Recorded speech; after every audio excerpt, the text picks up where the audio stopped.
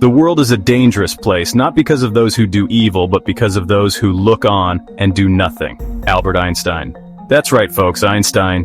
He wasn't just a physics whiz, he knew a thing or two about geopolitics, and boy, is there a whole lot of looking on and doing nothing going on right now. We're talking about the Middle East, specifically Syria and Gaza, where bombs are dropping, lives are being shattered, and the so-called leaders of the free world are strangely silent. It's almost as if they've mistaken their moral compasses for doorstops.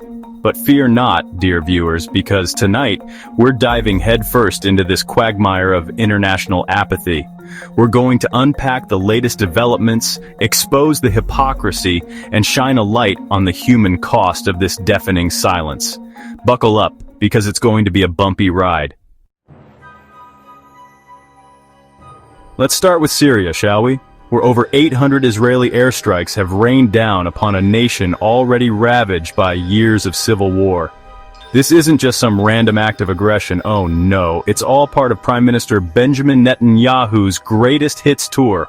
Look over there, not at my corruption trial. That's right, folks, Netanyahu's got more scandals than a season of Real Housewives. And what better way to distract from your legal woes than by bombing another country? He's playing the security card, claiming he's just protecting Israel from those dastardly Syrians. Never mind that Syria poses about as much of a threat to Israel as a goldfish in a tank full of sharks. This is about power. It's about land grabs in the Golan Heights. It's about a desperate politician clinging to power by any means necessary. And the truly depressing part? It's working. But where is the United States in all of this? You know, the self-proclaimed leader of the free world? Well, they're a bit busy, it seems. Busy doing what, you ask?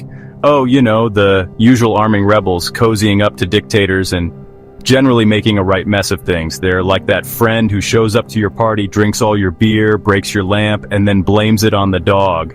They're currently engaged in a delightful game of let's make a deal with various Syrian militia groups, each more unsavory than the last.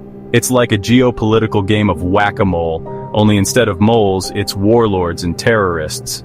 And instead of a mallet, it's billions of dollars in military aid. And instead of a fun carnival game, it's a horrific humanitarian crisis. But hey, at least they're consistent, right? And what about Gaza? Ah yes, Gaza. That tiny strip of land that Israel seems to treat like its own personal punching bag. Where journalists are targeted, hospitals are bombed, and children live in constant fear. It's a humanitarian catastrophe unfolding in slow motion, and the world just shrugs its collective shoulders. The International Criminal Court wants to investigate, but the US cries foul.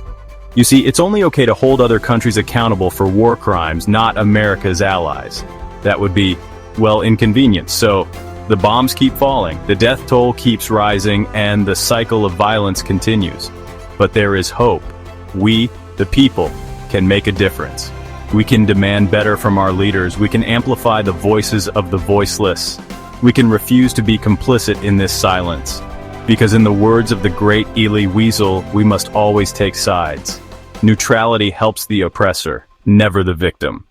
Silence encourages the tormentor, never the tormented. Let's make some noise, people.